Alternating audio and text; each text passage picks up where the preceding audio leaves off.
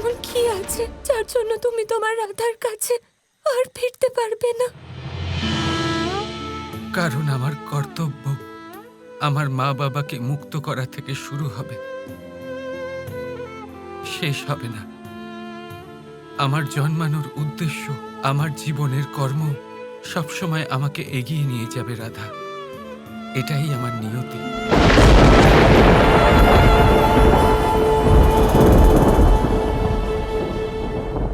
এটা আমাদের নিয়তি। তোমার প্রত্যেক স্মৃতি, ভালোবাসার সব মুহূর্ত আমার মনে আছে। প্রত্যেক স্মৃতি, প্রত্যেক মুহূর্ত তাকে সাক্ষী রেখে, এটা জেনেও যে তুমি গেলে আর ফিরবে না, এটা জেনেও যে হয়তো এটা আমাদের শেষ দেখা, তাও আমি বলছি চলে যাও কৃষ্ণ। তোমার মা বাবাকে মুক্ত করো, তোমার কর্তব্য পালন করো, এটাই তোমার রাধার ইচ্ছে। সখীর ইচ্ছে আমার জন্য আদেশ। আমি জানতাম আমার রাধা এটাই বলবে, আমার কর্তব্য পালন করতে মুক্ত করবে। কারণ প্রেমের অর্থ কাউকে বেঁধে রাখা নয়, তাকে মুক্ত করা। আর এটা আমার রাধা বুঝে গেছে, নিজেই উদাহরণ হয়ে এই সংসারকে বোঝাচ্ছে। চক্ষু পিপাসিত আরেকটা ব্যাপার কৃষ্ণ, যেটা জগৎকে জানাতে হবে। সবাই বলে যখন দুই প্রেমীর দেখা হয় তখন সবকিছু বিশেষ হয়, আর যদি প্রেম স্বচ্ছ হয় তাহলে যখন দুই প্রেমীর বিচ্ছেদ হয় তখনও সব বিশেষ হয়। আমি তোমায় যা যা কথা দিয়েছি আমি সব পূরণ করব। তোমার কপালে তিলক এঁকে দেব, আমার সখীদের সাথে তোমায় বিদায় জানাবো, আর রঙের সাথে খেলবো।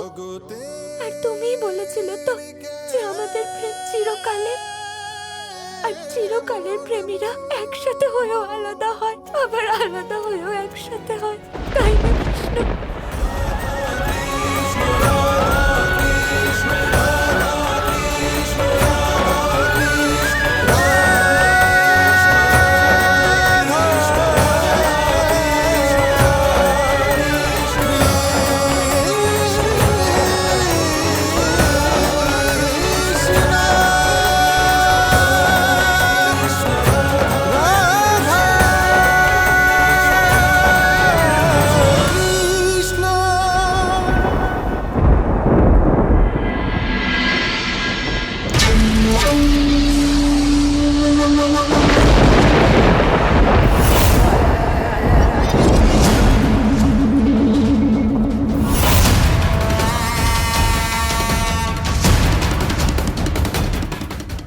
এই দুজনকে প্রদীপ কে দিল? কে? কেউ দেয়নি কংস।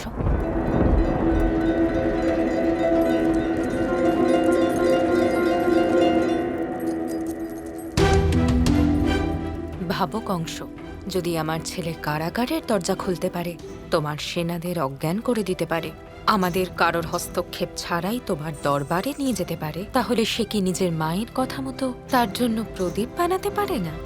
আচ্ছা, তাহলে সামনে রেখে ওই প্রদীপগুলো, কারণ ওই প্রদীপের শিখা দিয়েই তোমায় তোমার পুত্রের চিতায় আগুন দিতে হবে।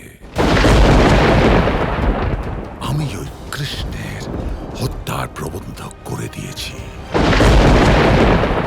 ভগবান পরশুরামের ধনুক দিয়ে ধনুর যজ্ঞের আয়োজন করেছি আমি।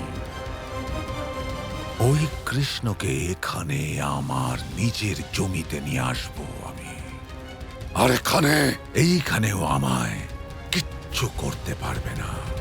তোমার নিজের ওপরে যেরকম বিশ্বাস আছে কংস, ঠিক সেরকমই আমার কৃষ্ণের উপর, নিজের পুত্রের উপর অনন্ত বিশ্বাস আছে। এবার এটাই দেখার যে একজন অধার্মিক আর পাপীর বিশ্বাস জেতে, নাকি বহু বছর ধরে নিজের ছেলের মঙ্গল কামনা করা একজন মায়ের বিশ্বাস জেতে। এই এগুলো প্রদীপ নয় কংস, এগুলো তোমার জীবনের অন্তিম মুহূর্ত। আজ থেকে প্রত্যেক প্রহর একটা করে প্রদীপ নিভবে, অর্থাৎ তোমার জীবনের এক প্রহর শেষ। এখন তুমি নিশ্চয়ই বুঝতে পেরেছো কংস, যে শেষ প্রদীপ যখন নিভে যাবে তখন কি হবে।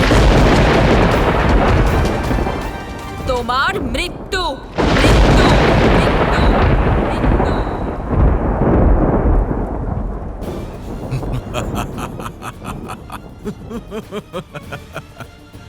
তাহলে তুমি নির্ধারণ করবে আমার মৃত্যুর সময়।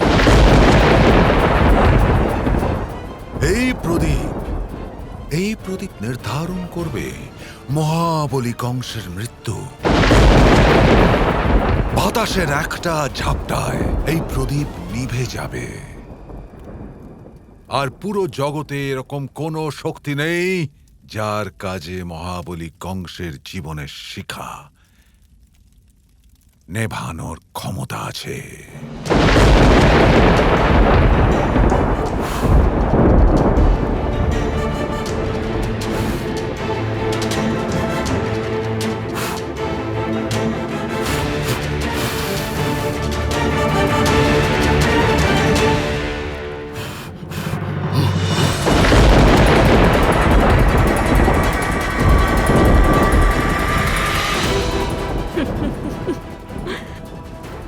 দেখে নিয়েছো কংস, তুমি নিজেও এই প্রদীপ নেভাতে পারলে না। চিন্তার কোনো কারণ নেই, সবকিছু ঠিক সেভাবেই হবে যেরকম আমি বলেছি। তোমার মৃত্যু ক্রমশ এগিয়ে আসছে, প্রদীপকে নিজে থেকেই নিভতে দেখে নাও।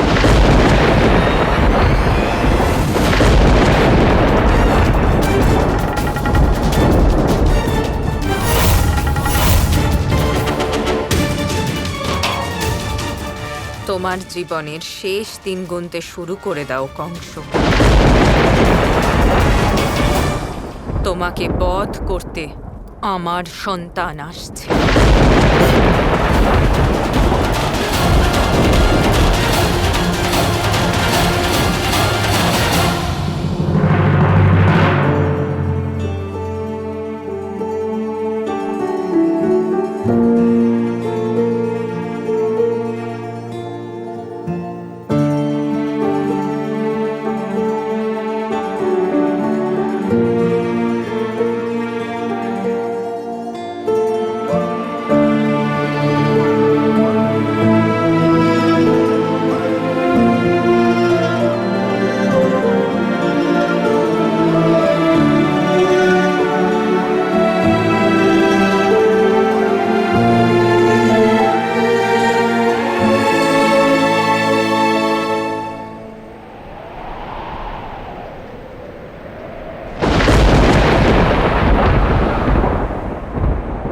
আমায় যেতে দাও কৃষ্ণ। সব